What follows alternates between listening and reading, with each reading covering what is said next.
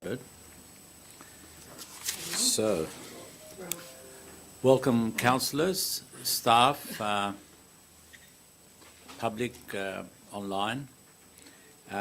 Welcome. I declare the meeting open at 6:33. Everyone at this meeting is reminded to conduct themselves in a polite and professional manner, keep communication factual, use appropriate language and tone. Do not use any defamatory or derogatory remarks. Defamation laws apply to addresses in public forum. I'll also ask councillors to observe the requirements under the Code of Meeting Practice and Meeting Etiquette. I'll remind all present that video recording is an official record of council and may be made.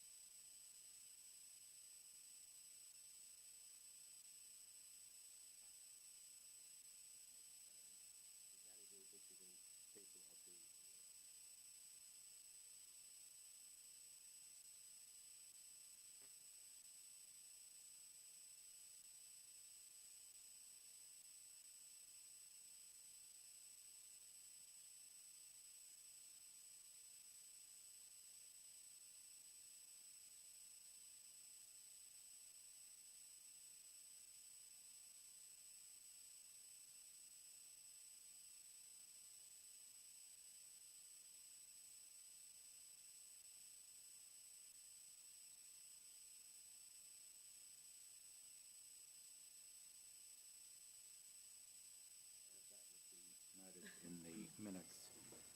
Any disclosure of interest, councillors? Okay, no disclosure. Minutes of previous meeting. Can I ask councillor who was present at the last meeting to move, and a seconder, councillor Jansen and councillor Muscat? All in favour say aye. Declare it carried.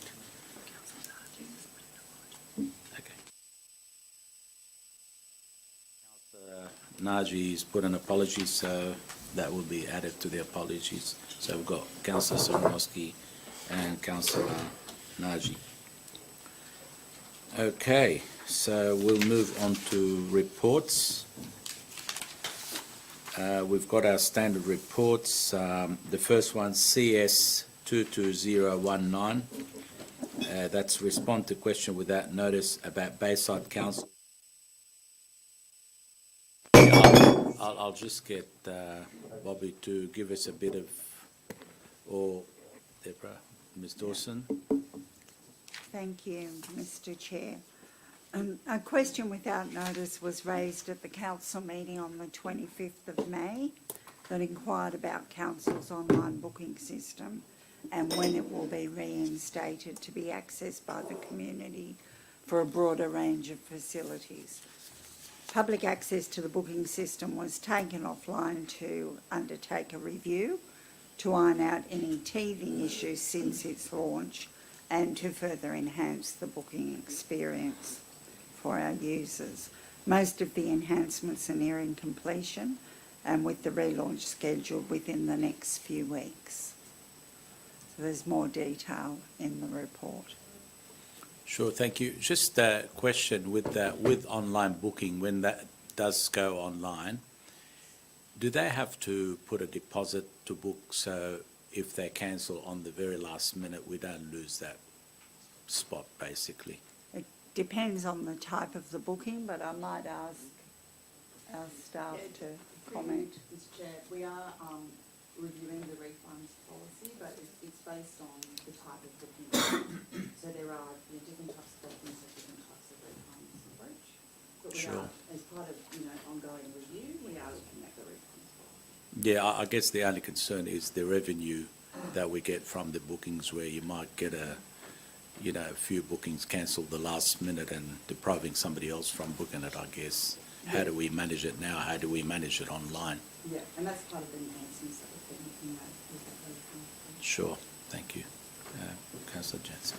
Through you, Chair, does that online booking system incorporate spaces for parties and community use, or is it purely for sporting venues and sporting activity? In accordance with our presentation, this has also got functions, it depends on the venue. But yeah, definitely some functions, picnics, birthday parties, engagement parties, yeah, it's open to a range of types of activities, yes.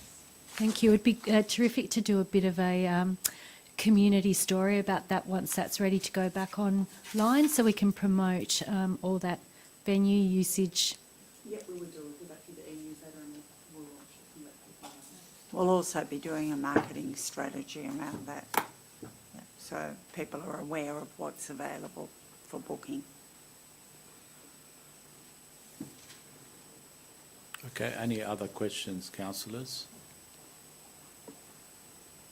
So basically with this one, no other questions, responses to questions are noted in the minutes in our next council or committee meeting. We'll go on to CS 22020. Sorry. Moved by Councillor Jansen, seconded by Councillor Muscat. All in favour say aye. Against, declare it carried. Sorry about that. Now, our next report is CS 22020. That's progress on notice of motion regarding basketball courts. Now, you've got an officer's recommendation. Could I have a mover and a seconder, please? Moved by Councillor Cedric, seconded by Councillor Jansen. Councillor Cedric, did you want to? I'd rather hear from the officers. Okay. Okay. Ms. Dawes. Through you, Mr Chair, a notice of motion was raised at the council meeting on the 27th of April 2022 regarding current usage and future usage of the basketball courts across the LGA. As requested, council officers have gathered information and undertaken analysis on current and future approved and funded basketball courts across Bayside, as well as demographic analysis of young people that may use the facilities and the location of those young people and the estimated cost to build any additional half-court or full courts into the future. As highlighted in the report, there is presently no funding in the adopted budget for additional courts. There's also a map that you've been given that forms part of this report. Okay. Councillor Cedric. Can I first, Mr Chair, just first by acknowledging the hard work that the officers have done, Miss Main, Mr Ross and Miss Dawson. Thank you so much for this amazing and well thought out report. It gives us a real good understanding of where we're lacking and where our strengths are. And I also want to acknowledge Ward 1, Councillor Curry, Mayor Curry. Ward 1 is so overrepresented, which is amazing testimony to my fellow councillors, Morrissey and Curry, even though it happened a few terms ago. So well done. I just wanted to highlight a few points and then I would like to hand it over to Councillor Morrissey for some brief changes.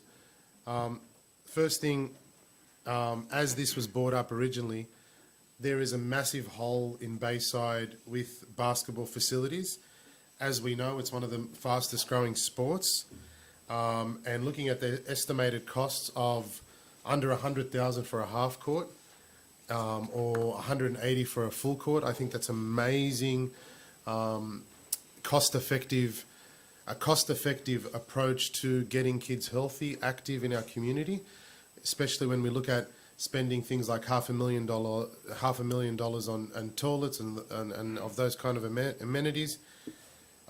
This is something that we require desperately, and in particular, if you look at the map, and this is great, how to just to get a bird's eye view, the underrepresented areas, and we've spoken about this in the past, and I know this has been going on for many, many years. However, I think myself and other councillors, especially Morrissey, are quite passionate about this. And when we look at this map, you look at 4th Ward, the Bexley region has nothing whatsoever, as well as 5th Ward has nothing whatsoever. So for me, I think it's really important that we go forward and look at potential sites across the whole LGA. I think if we can focus on Ward 4 and Ward 5 in particular, so the Sans Souci location, as well as the Bexley location, followed by Mascot, even though I know it's going to be a challenge.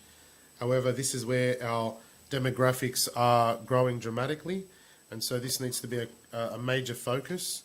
And I think going forward, whether we partner, and I see Ward 3 and Ward 2, whether it be Rockdale, the PCYC, as well as the Bicentennial Park and the Barton region, we're partnering up with other agencies, and that's going to be a great positive outcome.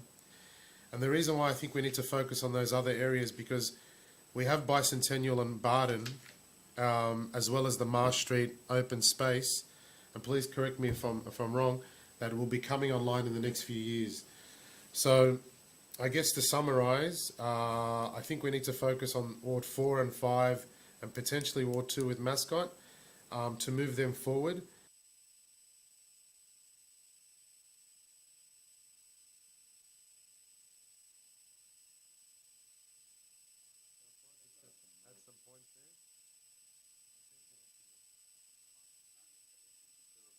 Fantastic, and it's good to see it all plotted out. I think what we'd like to see is now getting to that next level. So we've identified the areas and done all that analysis. Now we need to get down to some site specifics, if we can.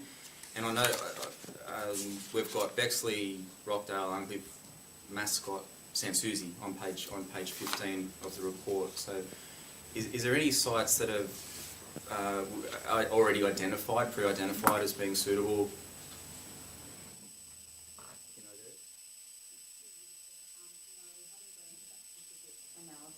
As yet, we kind of did the high level Yep. demographic and just plotted it out, which was sort of the first half of those initial motion, but no, we haven't got down into site specifics as yet. Sure. That's fine. And I'm just trying to get a sense of how long would it take, do you think, to do some extra work to identify some sites or recommend some sites for the committee and the council? If we just said one, like you've got, there's 5 dot points there, if there was one site in each of those, or 2 options within that, how long would that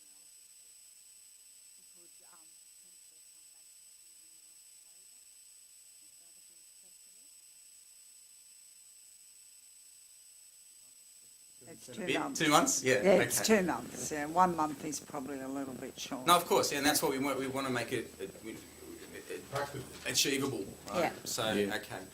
But if we know what you're targeting, where we can focus on. Just a comment. I would like to think that the placement of basketball courts was really quite practical, as I don't believe that young people identify a ward boundary line. So I think they need to be looked at sensibly in terms of location. So just a comment there. Okay, so moving forward, Councillor. Councillor Morrissey, if it's okay with you, if we could put in there that we look at Site-specific. site-specific suitable locations, and you could jump in with all those 5 locations. Or sorry, 4. Is it 4? Council provides recommendations for new facilities in the 5 locations as noted in the report. Site-specific.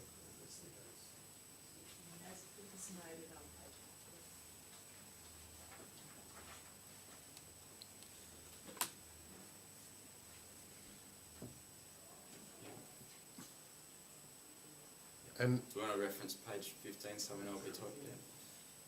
the ones that you've recommended, really, It's the wards that have been, the areas that have been identified. Now we're looking to the next level, which is site-specific. and without, I'll Look- let him finish the sentence. sorry. Yeah. And report back to the October committee, is that right, Ms. Dawson? Yes.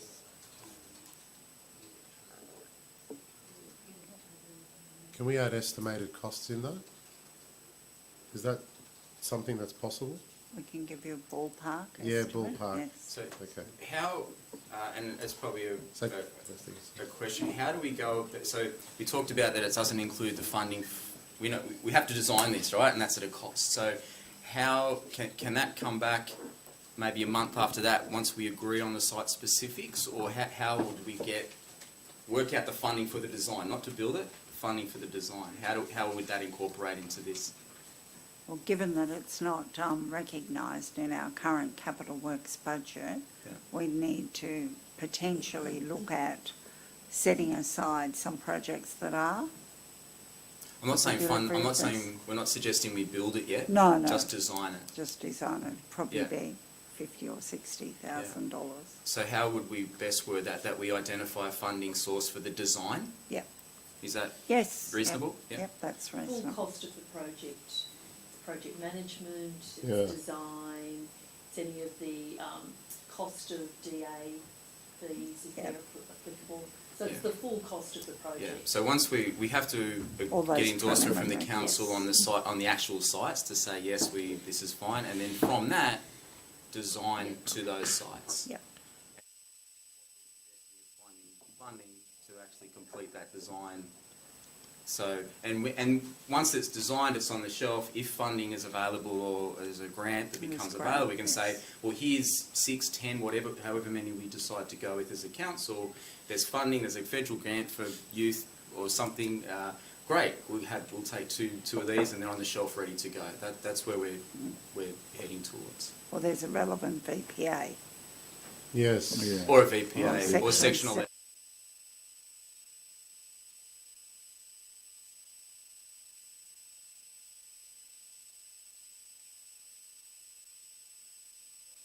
How do we fund it to build it? We know the cost, it's all designed, that's where, so I'm happy for you to take, recommending some actions there.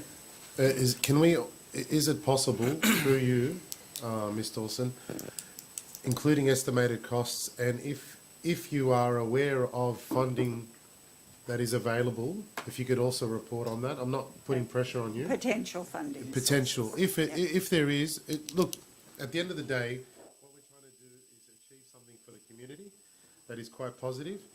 If there's information that you're aware of, or we could ascertain to make this happen, wonderful. Okay, we don't want council to lose it, but basically we want to progress this so it doesn't stay on the shelf like has been in the previous years. Can I just add one more point? I'm not going to add it in there, but like we discussed, those sites that already have basketball potentially in the future, obviously such as your Ward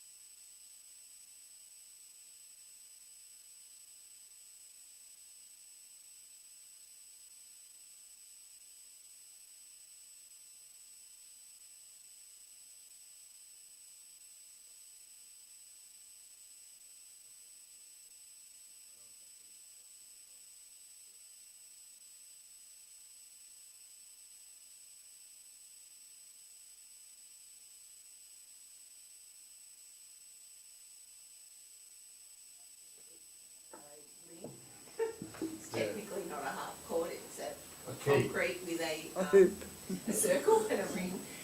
So I think we just need to differentiate, but then also determine people that use the facilities that obviously full courts are in greater demand, just outdoor full courts. So if there's potential, and again, it's site specific, just depends, where do we have capability to put the full court, like the one at Borrolea, which is extremely successful and utilised constantly, and then where are there opportunities where it's a smaller site, then opportunities for a basketball ring, so to speak. Yeah, thank you, Mayor. Can we just add a point on that, just to review the existing sites, review existing facilities? Sorry?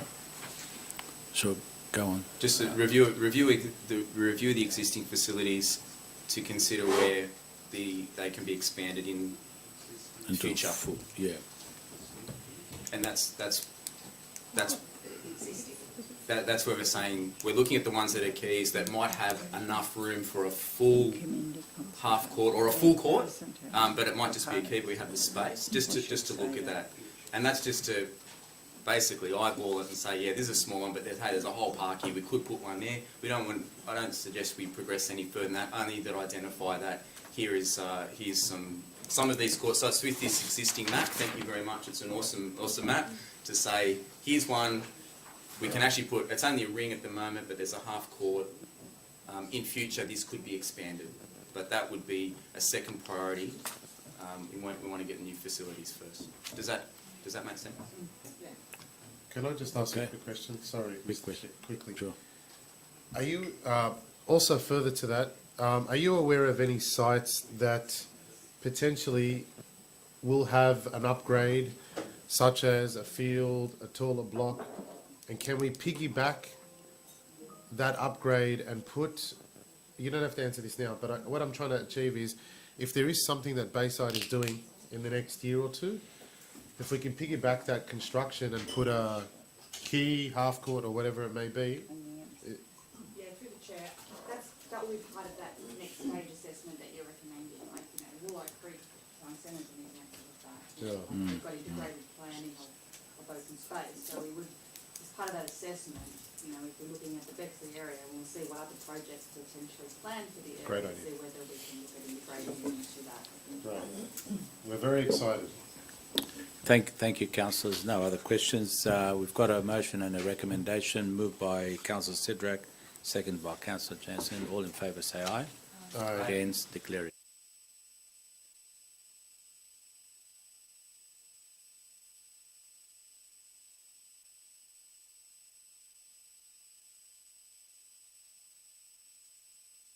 Park, foreshore. I'll move. Councillor Sidrak, seconded by Councillor Morrissey. Just on that, any discussion, councillors? I would like, through you, Mr. Chair, if I could hear also from Ms. McHale on just a brief summary, if that's okay? Yep. Is that okay? Yeah, sure. I've got the brief summary. Oh, sorry, Ms. Okay. Dawson, sorry. Ms. Dawes. Sorry. We're So- such a great team. We are. Council initially started its Smoke-Free Foreshore initiative in July 2019, when it commenced its Smoke-Free Zones Breathe Easy Trail along the boardwalk at the Little Grime Parade to the kiosk at Brighton Beach. The Smoke-Free Zones Breathe Easy Trail was further extended to the entire Cook Park Lady Robinson Beach from Kiama to Sandringham, with designated charcoal barbecue and smoking areas provided in October 2021. At the council meeting of 23 March 2022, a notice of motion was put forward regarding the increase of smoking activity along the Cook Park foreshore at Brighton. Council resolved at that meeting to investigate strategies with costings to reduce the number of people smoking, which included the options of more signage along the foreshore, increased usage of user-paid police, or use of rangers in the evening. The report addresses those issues. Sure. Councillor Sidrak. Thank you, Mr. Chair. Once again, thank you, Ms. Dawson and Ms. McHale, for this amazing report. It really shows we do have an issue down at the foreshore there, in particular Brighton, number one. Number two, that we've looked at what other councillors, what other councils are doing, and I think by having such clear signage, which is the recommendation there, option one, is the best and cost effective by not creating additional poles, by putting this signage, which is quite simply to do on existing poles, as well as the CCT footage. And I think what we're trying to do here, councillors, it's not necessarily about fining, but it's also about educating. And I think this is a great initiative.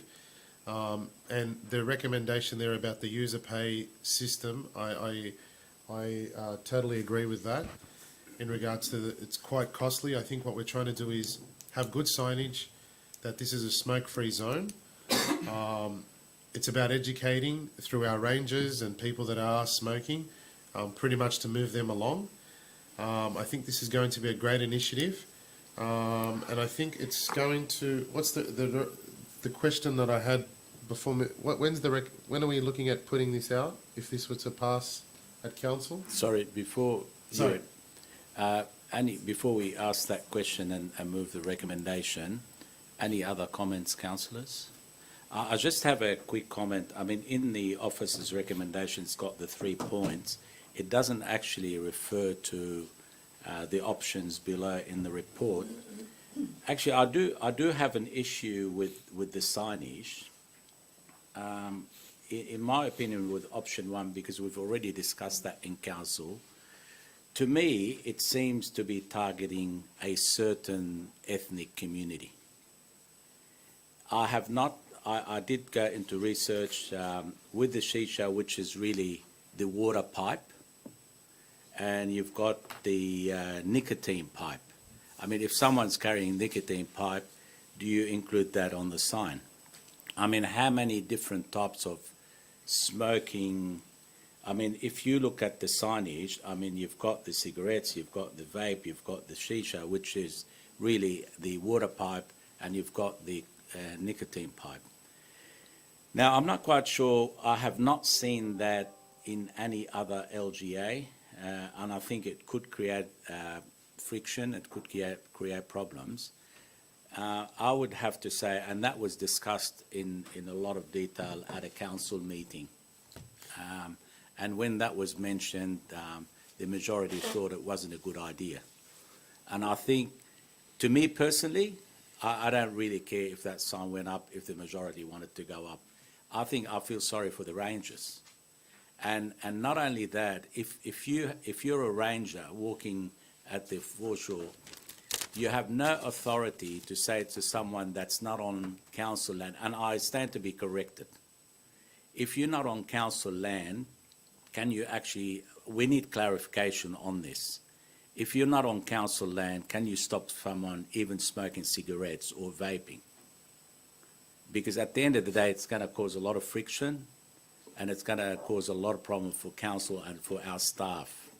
So I'd like to actually get a bit of info on that and just feedback. Maybe I'm wrong. Maybe that needs to be clarified. So maybe... Currently, on our foreshore, we've already got them on our blade signs. So under section 632 of the Local Government Act, the signs already prohibit smoking. So when you walk along the foreshore, because it's all our public parkland, it already is on the signage. So you've got already the logo, no smoking. And because they're all public parks, it's already prohibited. So the rangers at the moment do have the ability to fine, but they require somebody to produce their ID.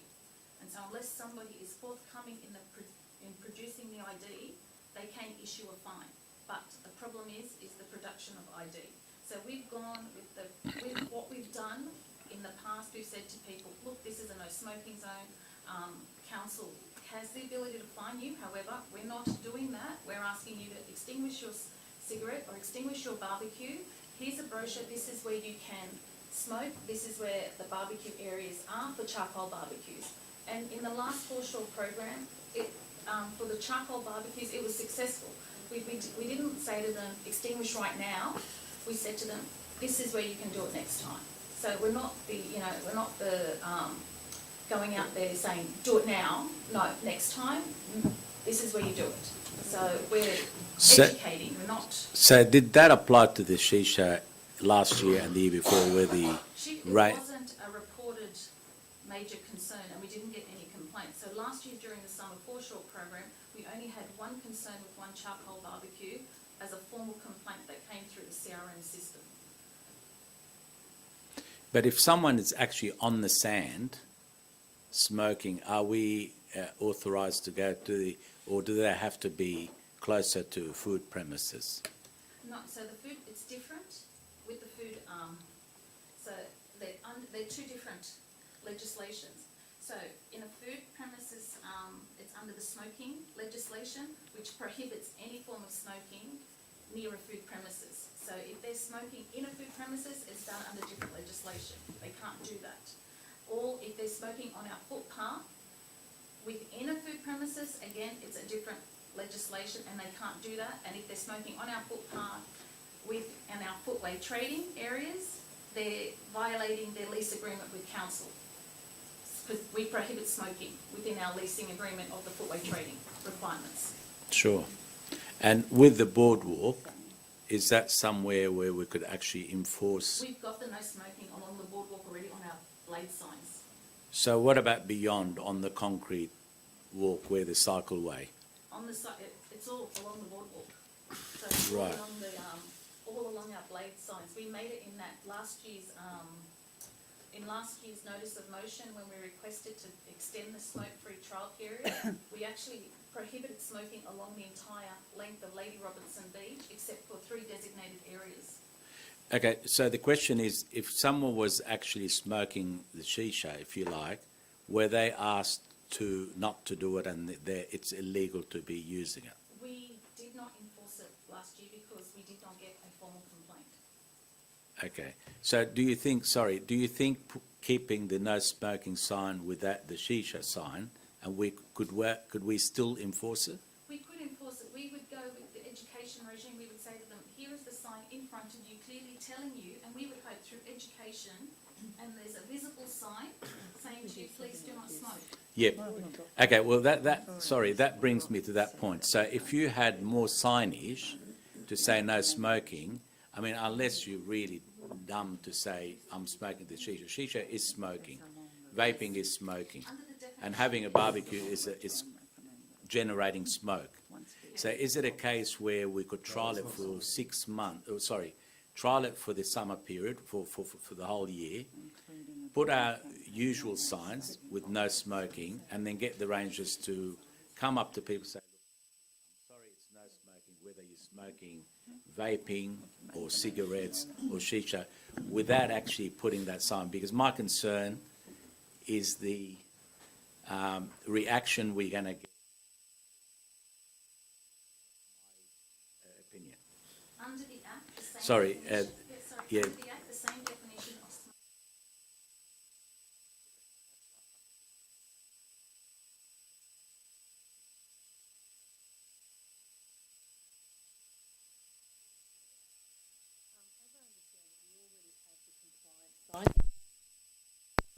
Although, as the manager has acknowledged, our ability to enforce that is quite limited because of the identification issue. One of the examples that you have in your report, I think, has wording that might take some of that controversy out of it. So rather than make another semi-compliant sign, because that's what those 3 look like, we could do something more as one of our neighbouring councils has done. Breathe easy, you're in a smoke-free zone. So we could come up with something that's a little more friendly, that complements the compliance message that's already there, but I think is really easily understood by everybody. If it's smoke-free, it's smoke-free. That's exactly right, yeah. Sorry, Councillor Jansen. Yeah, I was going to make a similar point because I thought that the proud to be smoke-free signage as well by City of Sydney, that blade there in Martin Place, carries quite a positive message. So if you're going into a summer program where there's more people at the beach, then I think that being proud of your area and, owning that area by being smoke-free is a nice message. The other comment I had was I think that potentially some younger people may not consider vaping to be actual smoking. So I've seen a lot of discarded vapes around, or increasingly discarded vapes. So wondering if there's any kind of education information that can assist with eliminating that. We can when we're going to commence the summer foreshore program, we can look at providing stuff that the rangers can give out, because they do give out information while they're walking. So we can look at stuff like that to give out brochures and information leaflets. Thank you. Councillor Muscat. Through the chair, is it possible to have at intermittent places what the term smoking covers? Because I know with children, if they see a cigarette on a sign, that's all they think it applies to. And a lot of migrants, a lot of people who don't have the understanding, the example is going to the beach and swimming between the flags. So we need to educate people. And I think maybe if randomly along the place, this is what smoking includes, it could be, so if anyone says anything, they can't say it just has a cigarette on it, and that's what we think smoking is. We could probably set up a couple of cork flutes on Yeah, the I lines think- or something like that. Yeah. Scattered Yeah, throughout. I think that's a great idea. I think more like an educational saying, smoke-free zone, and this is the following list of, and you could include as many as 50 if you like. So, Through you, Mr. Chair. but anyhow, okay. Any other comments, Councillor Morris? We just adjust the recommendation to reflect what you're seeking, Chair. Yeah, sure. Can I just add a think, comment before we look at that? Yeah, I think we're all on a similar wavelength. Councillor Muscat, what you're asking is to make clear what we don't want. And Councillor Jansen mentioned the point that some youth will not know that we're only talking about cigarettes. And I'm saying right now, the reason why this has come up and brought to my attention in Ward 5 is to do with the shisha. And- sorry, can I interrupt you there, Councillor? But we've just had a manager saying we've never had a complaint about the shisha. Through you, Mr. Chair, I have had a complaint. I have had numerous complaints in Ward 5. So should you not basically instruct them to ring council and make the complaint? I have done that. Okay, so they haven't done it. Through you, Mr. Chair, we've got a tough decision here. If either we're going to be serious and make this super clear, or we're not. What I'm hearing right now is, you like the idea of not smoking, but you're okay with shisha. No, Well, I'm actually saying, You don't want to offend. I think having a sign that prohibits smoking on the foreshore, we have a signage that's not going to offend anybody. I think the GM made a very, very good point, and I'd like to take that on board and put it in the motion. And then it's got to be through education rather than coming up with a sign that actually will specifically target a certain group of. What we want is to stop smoking. What you're worried about now is offending a certain people. This is not about a people. This is about what we're doing on the beach that is wrong. And what you're trying to say to me is, let's step on eggshells because we don't want to do the right. Please, We won't step. please, We Mr. will. No, Let me sorry. just finish, please. Yeah, finish, And I'm Councillor. I'm No, that's happy to- fine. with all Finish the what you're saying. What I'm saying now is, and Councillor Awada, this is also my culture that I'm talking about. For years, people have said that shisha on Brighton Beach has been an issue. People are scared to talk about it. People are scared to mention it because of these potential, we're going to offend. We're not. This is a smoke-free zone. You've spoken about positive language. The language says in item 1, which is the recommendation, option 1, thank you for not smoking. Councillor Muscat and Jansen were talking about how do we educate. This signage is so clear. What we're trying to do here, ladies and gentlemen, is to be crystal clear of what we don't want. where youth that come and smoke there, this is an area that you're not supposed to smoke. Whether it be a shisha, an e-cigarette or a cigarette, it's all banned. You don't want some fine print down the street in 6 months' time and a 21-year-old boy says, wait a minute, oh, let me read the fine print. No. What we've heard from our GM and Miss McHale, we've had signs there in Brighton.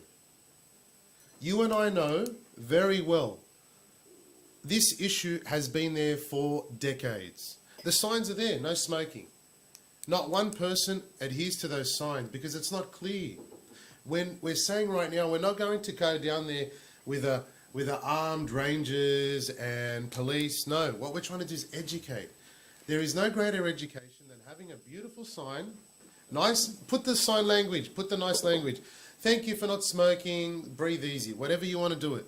Put the sign there with all the pictures. Make it simple for the ethnics, for the people that can read, for the people that can't, all of them. Put them near the CCT footage. Everyone knows. What we need to look at, this motion is to change the culture of Brighton. We've all spoken about Brighton has, go down to Brighton, people complain about parking, anti-hooning, and the amount of antisocial behaviour. Because we find these groups of kids that go down there and do whatever they want. And they don't care if a policeman's walking past. I've seen it. And they tell him to go and get whatever it is. This is a soft approach to put nice signs up there saying no smoking. If we as Bayside are going to be one of these soft councils which can't take decisions, we've lost ourselves. We're not being serious about not smoking. And I think what should happen right now is we stick with this recommendation. That's the officer's recommendation, to move forward with it and to really stop smoking in Brighton. Otherwise, all we're doing is putting a sign there, which already exists. It's not going to work. It hasn't worked. This is the only way forward. And I employ other councillors to move with this recommendation. This is what the officers have seen, and that's what I believe. And that's what I've heard. Thank you, Councillor Cedric. Councillor Musk. Can it just be noted that from a previous meeting we discussed all this, and so that it wouldn't be offensive to any particular culture, the wording was changed to smoking to Correct. cover everyone. That was passed at Sure. the previous meeting. So we took out that shisha word and we put smoke. and so that we wouldn't have any cultural Correct. backlash. No, and that's and I agree with that. And what the signage basically stipulates is that there's a picture of a cigarette, an e-cigarette, and a shisha, and it says "Thank you for not smoking." Do you want to make it more positive? You can. I don't mind. But what I'm trying to make it nice, and Councillor Muscat, I agree with you. The word was taken out, which Councillor Hannah highlighted. Let's not put the word shisha in there. I don't want to put it in there. But if that's what we're trying to stop, and you've got a picture only of a cigarette, then it's not working. It's not going to work. Oh, that's the truth. Any other comments, Councillor Morrissey? My only comment, Councillor Cedric, is that a picture tells 1,000 words. When this was raised on the council floor, it was clear from the majority that they did not want the shisha word. Now we've got a picture. To me, it's same but different. What I'm suggesting to progress the committee is that we go with option 3 for the sign, and that forms a recommendation to council. And if that happens to be changed on the floor, then that can be debated at the time. So. And we could trial it. Sorry to interrupt you. We could trial it for 12 months and see how we go. Look, I think the strategy of education as sound is a much preferred strategy to define what smoking is. If people don't walk down the promenade with the shisha, they're normally sitting in a group somewhere. So it's an easier conversation to approach that group and say, hey, there's no smoking. This is actually a form of smoking. Here's why. Whatever the council officers deem is appropriate to have those to support, appropriate material to support those conversations. I think for the purposes of this committee, what I I'll put up I would suggest that we use with option 3 as detailed in the report. That's what we'll be going with. And then Councillor Cedric, this is only a recommendation to council. If if anybody wishes to debate that on the night next month, then certainly we can do that. Thank you, Councillor Morrissey. Any other comments, councillors? So just to clarify, has that been added to number 1 rather than adding 4? Yeah. So we've got the recommendation with number 1 changed to say... I don't agree, Mr Chair. That's all right. Okay, sure. Okay, all in favour of the motion, say aye. The original motion. Sorry. Sorry, Mr Chair, but councillor Cedric has moved the Moved it. original motion. Therefore, he's saying he's not accepting the changes, so we will need someone to move an amendment. Well, As the original motion must stand. Okay. So we're voting on the original motion. No, we'll need to take out the, in accordance with option 3, detailed in this report, because the mover of the motion is not accepting that. Okay. Without that, the motion is silent on what option we're choosing. That's right. So it may be open to other councillors that support option 3 to move an amendment. It doesn't suggest an In option. the same words that's on the screen at the moment. And the report says that council gets to choose. Okay. Do we have a The second? recommendation should have said it. Moved by Councillor Jensen and second by Councillor Morrissey. Can I just clarify something through you, Chair? Does that mean, would that mean we're putting additional signs when we're suggesting there's already signs right along the boardwalk?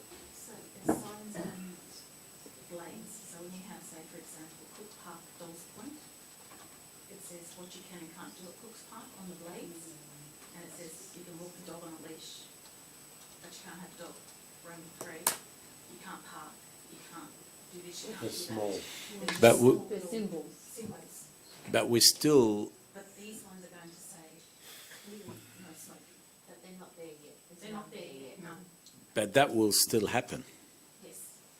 to that, according to this Guys, we motion. need to be Yeah. serious about this. I think We just have to vote on this, and then we can go to... Okay. the other- So councillors, we've got, sorry, Mr. Sood, what's happening now? Vote on the amendment. We now have an amendment moved by the two councillors, which includes the words option 3. I didn't see that. Sorry, So the amendment becomes, I didn't. move it down to the amendment. You don't want that? So that's the amendment, and we need to vote on the amendment first. okay. So we've got an amendment that was, So can you take my name off, because I didn't put my name up for that one.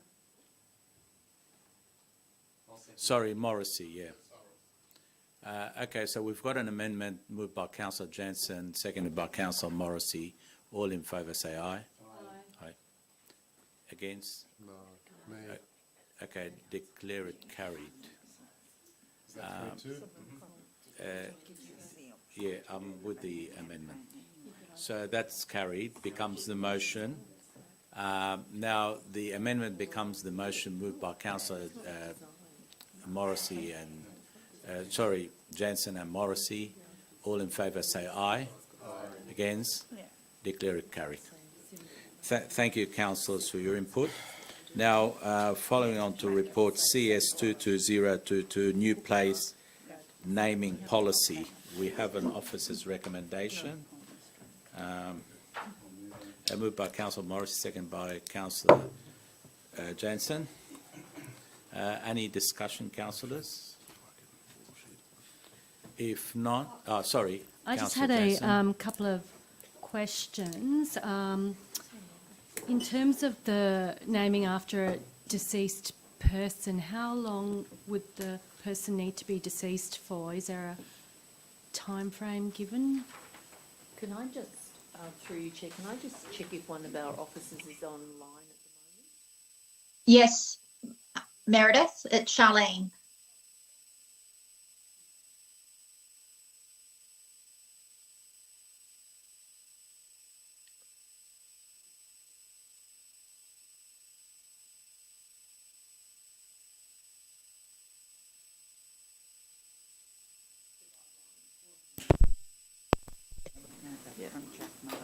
Yeah, but I don't think I found that in there, so.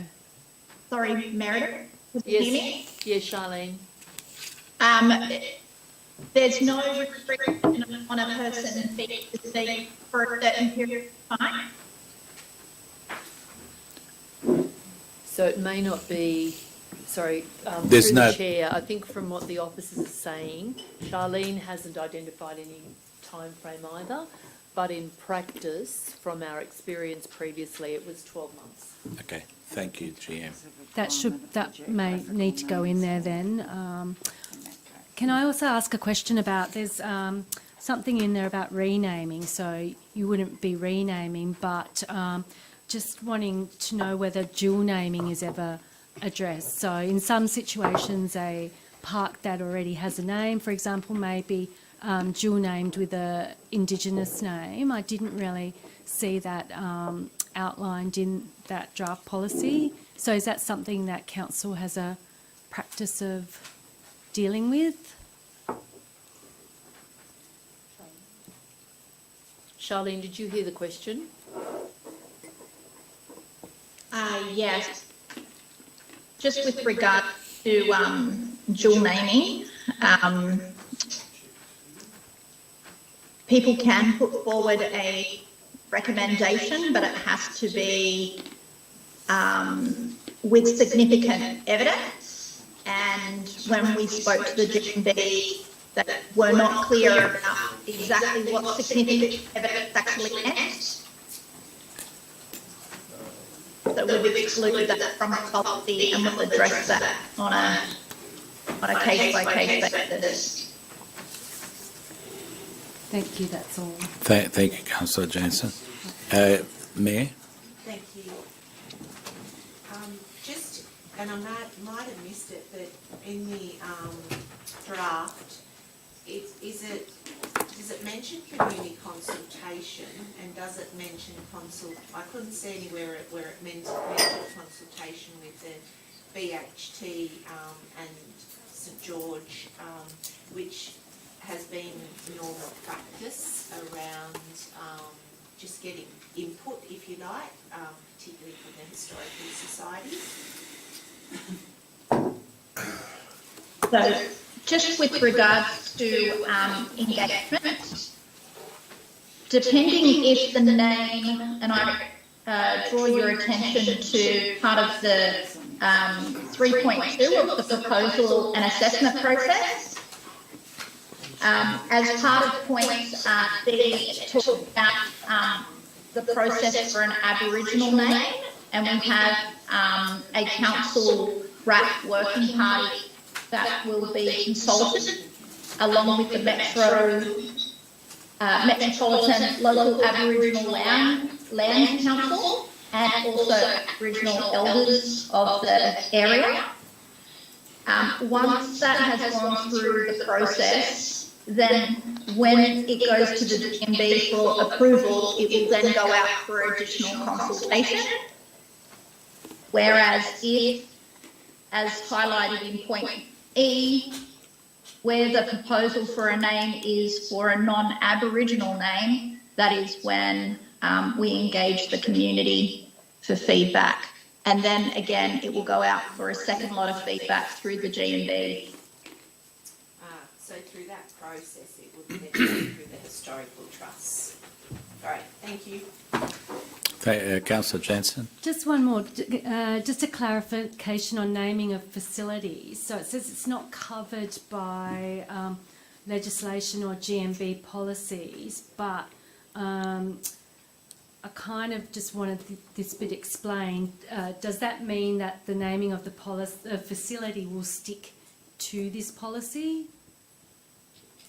What we wanted to do was, where we've got council buildings, or we have stadiums, we want to have a consistent naming process so that it follows the same process. So therefore, we're just having a consistent process, whether we're naming a suburb, a park, or a council building or a stadium.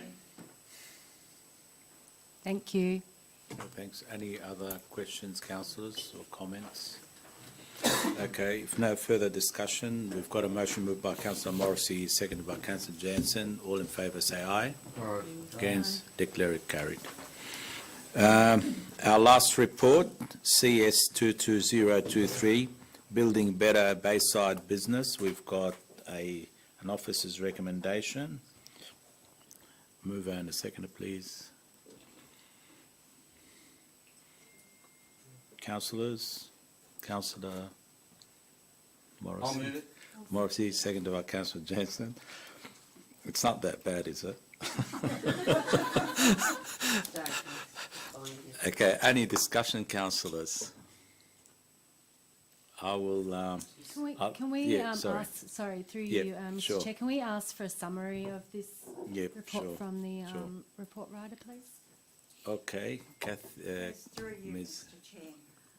Building Better Bayside Business is our new business program for the range of small and medium-sized businesses that we have across Bayside. So from early 2019, during the 2-year period of COVID lockdowns, we haven't had a dedicated resource in place to engage with the local business community. From March 2022, as we emerge from COVID, it was appropriate timing for us to engage a business development resource to support local business initiatives and business engagement in the LGA. And we have engaged a very experienced business development specialist in Kathy Levens-Byers, who sits in the City Life Directorate and works directly to me. Visibility of the health of the local economy currently and future forecasts is an essential contributor towards strategic planning for Bayside, as are identifying risks and opportunities. So the report before you outlines analysis undertaken so far and proposes a series of initiatives to stimulate business in Bayside, business connectivity, provide resources and support and add vitality to place. There's a range of initiatives there that are for a 12-month period that we're looking at to get the program started. And we're working as well, you'll see throughout the report, with a range of business partners like Service New South Wales for Business, the Business Enterprise Centre, the local Chambers of Commerce and the other business organisations within Bayside. Thank you, Ms. Dawson. Look, a question from me, page 55 of the report. You've got a table with forecast costs. I guess the first question, will that be expanded to get more detail?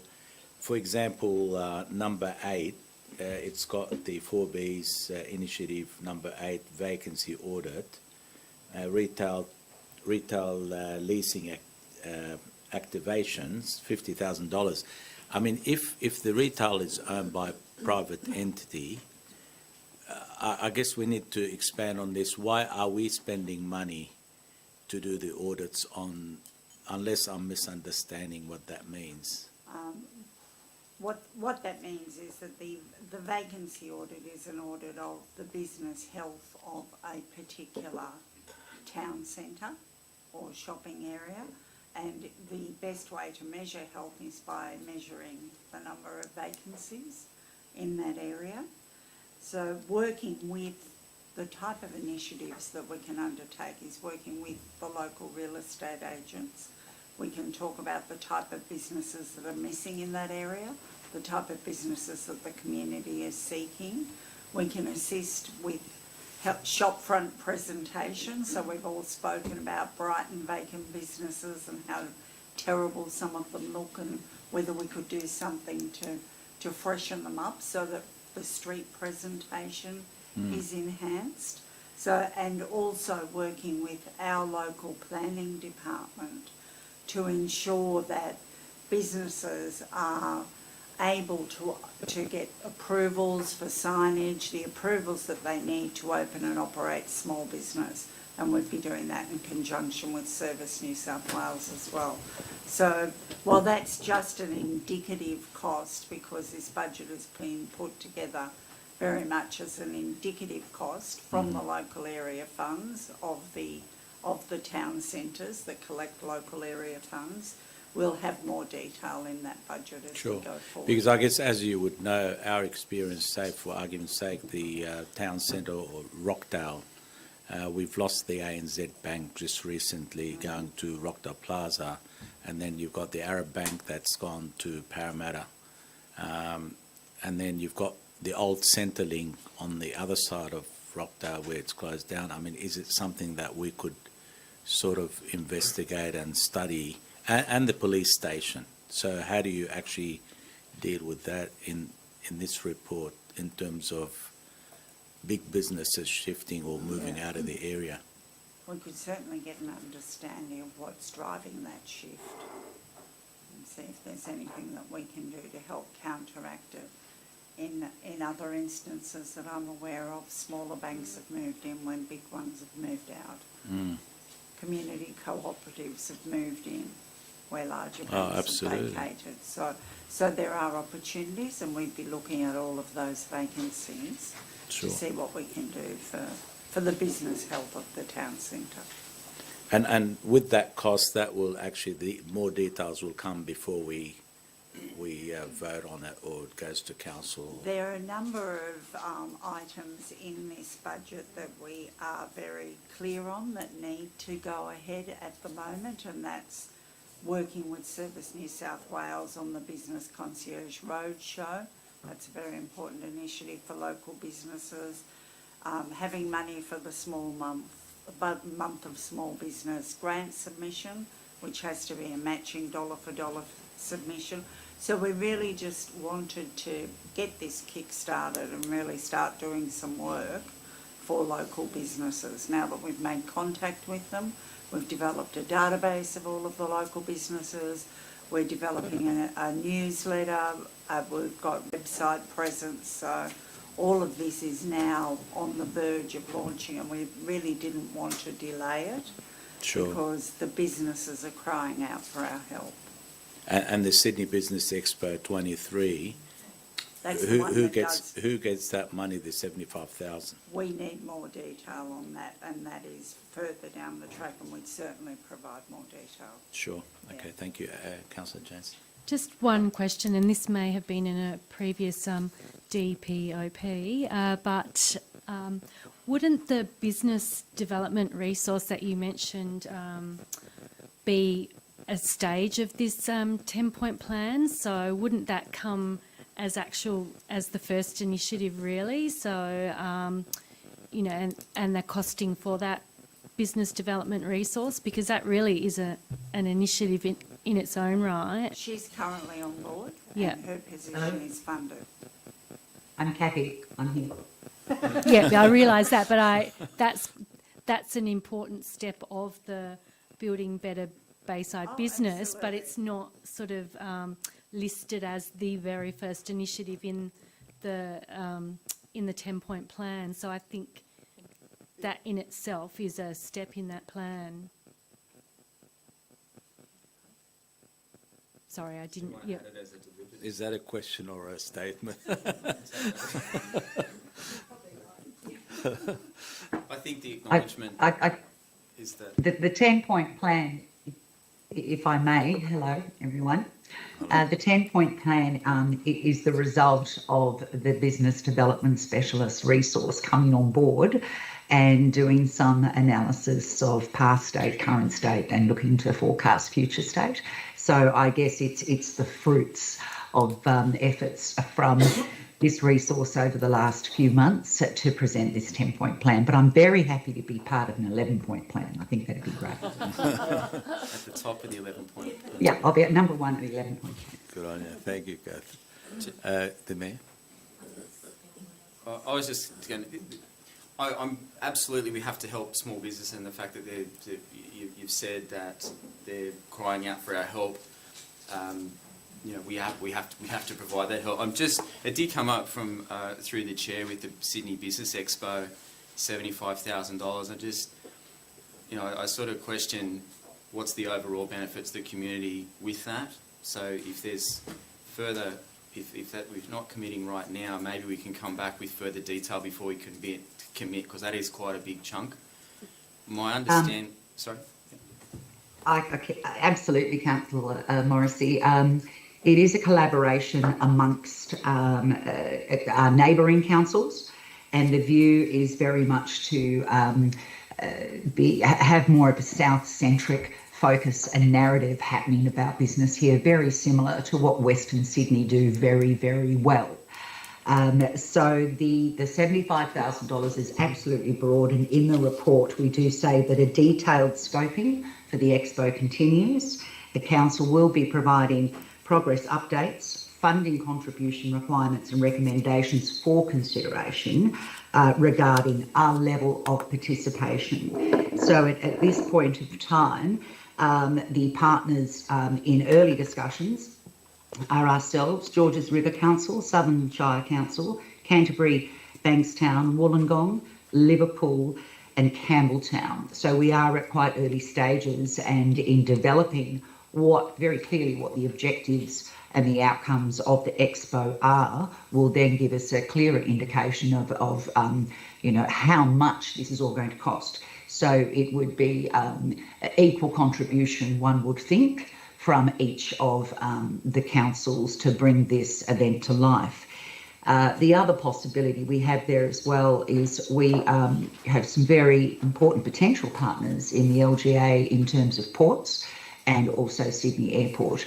And this kind of work, I think, is very much something that we would be looking to have their contribution, because we must look ahead to 2026 when the Western Aerotropolis comes on board. And I think their participation and potentially maybe contributing funds as well to the whole from those commercial partners could be part of this as well. So $75,000 will not get spent without a very detailed scoping and cost breakdown coming back to council with recommendations and seek approval from there. So just to clarify, this is almost a indicative placeholder. There's work going on. We're not going to incur any expense for an expo that doesn't yet exist yet until it comes back to council. Is that right? Correct. Okay. The other one, and I think I've got it, which with the local area funding proposal, that would be sourced from those reserve funds in those local area funds already. So we've actually got cash in the bank, so to speak, to fund that. And the last one, I always question the cost of reports. $30,000 for a report. What's that going to give us?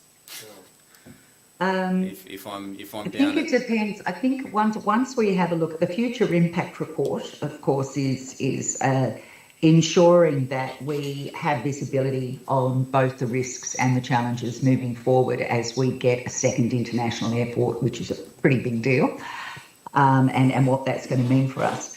So obviously we'll be leaning on all of our internal expertise and technical expertise. And again, it's flagging that we may need to go externally and engage subject matter experts in different areas to help us pull this together. So again, it's not spent, it's a placeholder, if you like, where should we come across areas of the report that we do need to seek further expertise than what's within our own realm. Mm-hmm. But what does the report, like, what's it going to give? I mean, there's reports, all level of governments love their reports. I'm just questioning a placeholder and even thinking about spending $30,000 on a report. Well, we currently, to my knowledge, certainly don't have visibility or forecasts on what level of industry we will lose when the Aerotropolis comes along, from tourism, to how that will impact hotels, to how that will impact local Uber drivers. You know, it's one of the first times that, you know, our incoming passengers and our local community who want to travel have a choice to fly out of the west, and they're not forced to fly out of the south. So it's really having a look at what that roadmap looks like, and if there are certain industries that are going to be at risk, and how we might look at supporting them. And likewise, there may be industries that you know, there's great opportunities. At the moment, we can't provide any of that information factually. So it's a future impact report so that we have done our homework and we're not looking at 2026 unprepared and not, you know, having some solutions if there are adverse impacts to big business and small business as a result of voice control costs. Thank you. I think when we're talking business at local government area, I'm thinking small, family-run, small to medium-sized business. I don't think I'm really, you know, big business. You know, if we're talking about hotel vacancies and owned by conglomerates and things with multi-brands and chains, I don't think they really need local government support. Anyway, what I'm saying, I'm not supportive of $30,000 support, $30,000 report. With our population growth, we really need to focus on our small town centres, our small villages. We need to help the small businesses activate the little town centres that we have. And I don't think, this is my view, that I don't think the airport is going to impact that given our population growth and overdevelopment that's been undertaken in this area for the last couple of decades. So, I don't know, I'm supportive of the local business, absolutely. I'm not really supportive of the $30,000 report. The other things on there, I think the $100,000 is funded. The other ones seem quite fair and reasonable, you know, pending the outcome of the Sydney Business Expo. Well, I think we can certainly progress on the report leaning on our internal expertise. I think it's a piece of work that would be valuable. This whole report is bottom up, top down to a degree. So obviously micro, small businesses and town centres is an absolute priority, but they also benefit from the flow on of big business. And, you know, the amount of passengers coming through airports, staying at hotels, how that activates employment opportunities and the like. But no, certainly appreciate your point. We can look at creating a future impact report leaning on our internal resources only. Sure. Okay, thank you, Kathy. The Mayor. Thank you. Thanks for this report. I actually learned a lot. I found the depth and detail really interesting, and I think it's a good report that's accessible by community and local business as well to be able to get a sense. I guess, you know, I know we're only looking at an indicative budget, councillors, but, you know, we had the what and the how, but I think we really, for some of these aspects, we really need to understand the why. And I'm sure the newsletter, the dedicated landing page, all those things, great. And, you know, love the idea of the Buy Local campaign, which we've done before. So all those things are really good. I guess, you know, for me, I'd like to understand a bit more the why, particularly into, you know, we're looking at a budget of $300,000, which is, and where it's funded and or budgeted for is, well, that's fine. But I think, you know, if, with any of these other pieces that come through, particularly around, you know, I'm still not, and I've read the report thoroughly, but I'm still not convinced of all the Business Expo, 75,000. What is the benefit back to our community and our business, and the, you know, the beautification proposal? I mean, that's $100,000, but there's no methodology. And I appreciate that that may come in future reports, but I think we've just, as those things come up, I think it needs to be, the why needs to be unpacked so that we can understand that when we're spending these amounts of money, when we are looking at our financials very carefully, that, you know, there is benefit there. Sure. Thank you, Mayor.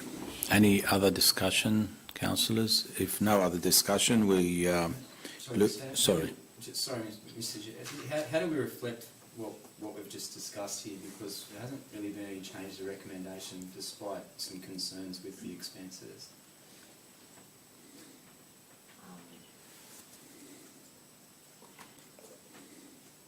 The GM. Through the chair, the recommendation there doesn't actually ask you at this point to commit to the budget. It's noting that there is an indicative amount that's been suggested. So I think you can feel confident you're not actually going to be recommending to council to adopt a certain amount of money in a budget at this point. You could add a point 3, which would also note that further information be brought to council on the specifics of the program before a final decision is made on the budget allocation. Yep, it's a good point. Thank you, GM.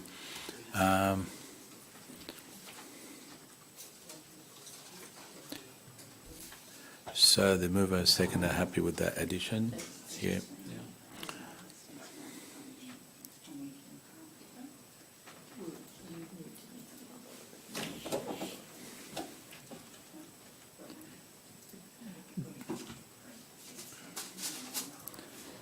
Sorry, GM.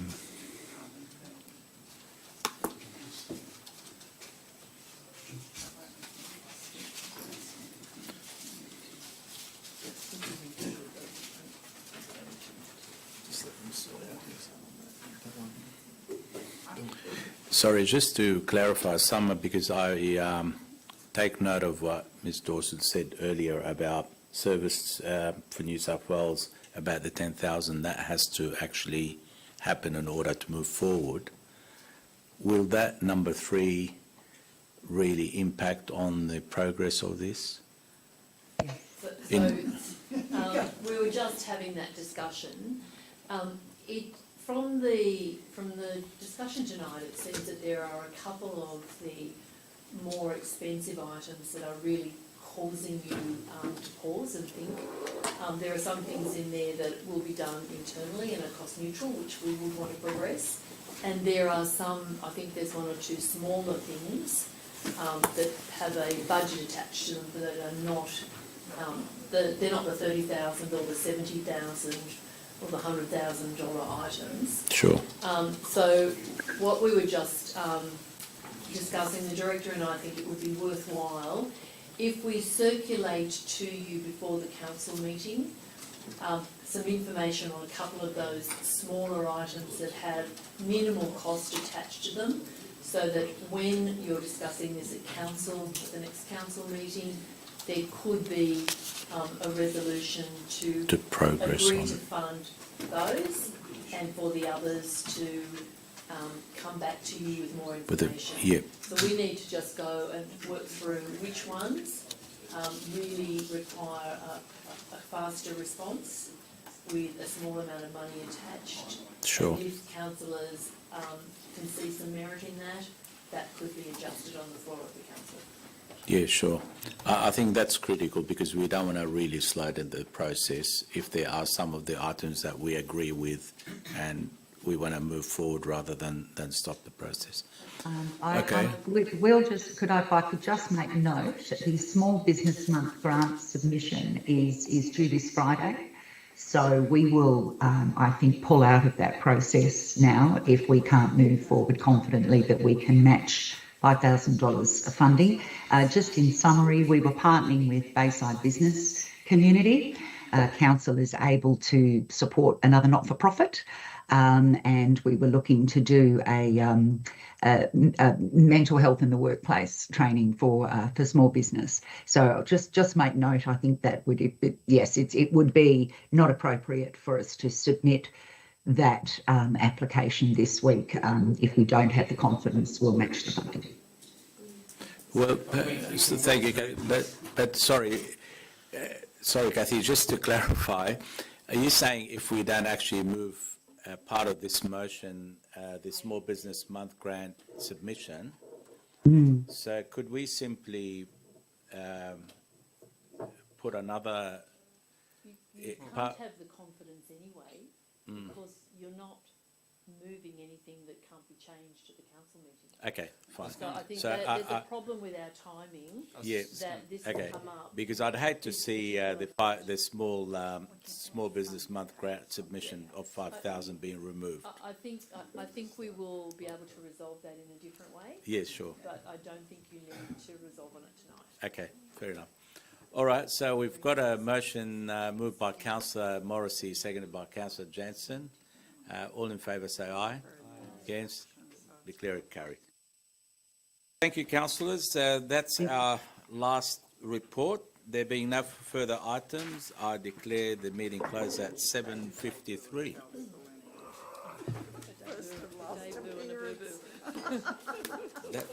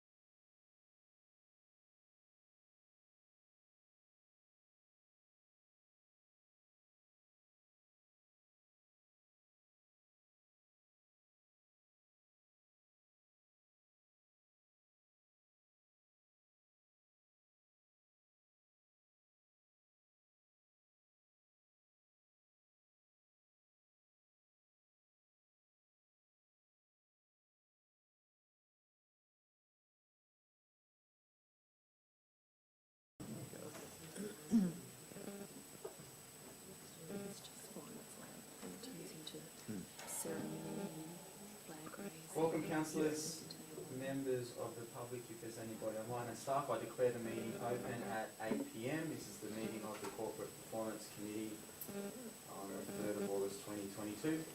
Everyone at this meeting is reminded to conduct themselves in a polite, professional manner, keep communication factual, use appropriate language and tone, do not use any defamatory or derogatory marks. Defamation laws apply to addresses in public forum. I also ask councillors to observe the requirements under the Code of the Meeting Practice and Meeting Etiquette. I remind all present that the video recording is an official record of council and may be made available to persons upon request in accordance with the Government Information Public Access Act. No other recordings are permitted. Item number 1 is an acknowledgement of country. Bayside Council acknowledges the traditional custodians, the Gadigal and Bidjigal people of the Eora Nation and pay respect to elders past, present and emerging. The people of the Eora Nation, their spirits and ancestors will always remain with our waterways and the land, our Mother Earth. Item number 2, apologies.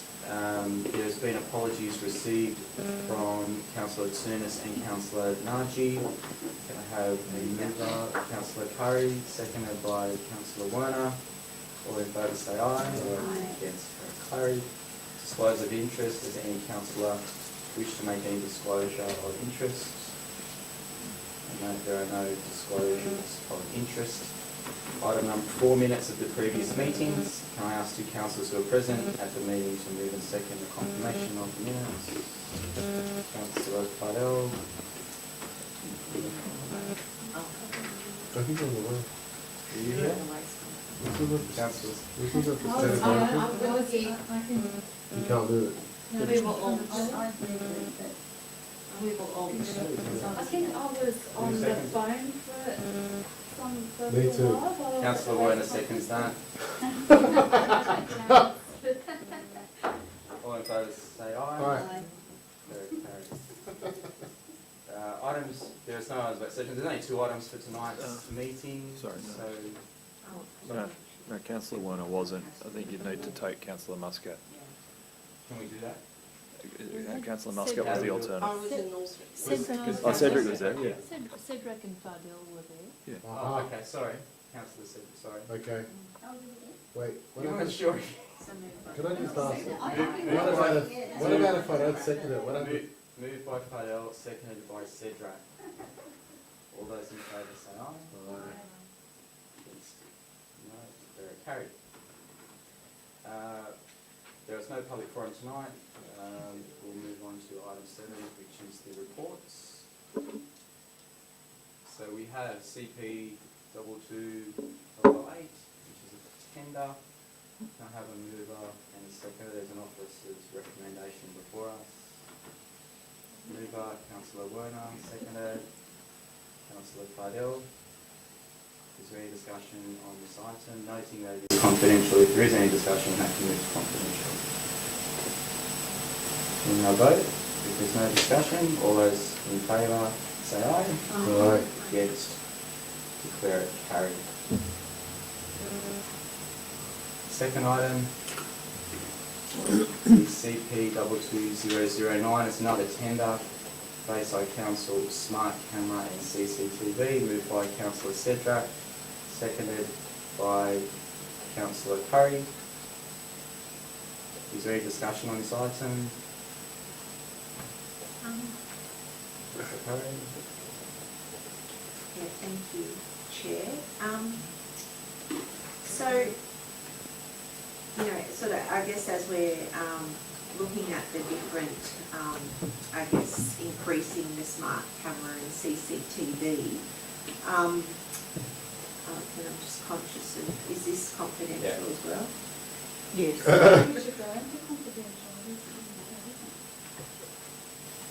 Yeah. What can we discuss? Oh, no, it's okay. Do you want to ask the question and see if I'm waiting. Okay, there's been no discussion on this item. All those in favour say aye. Aye. Against, no. Declare that carried.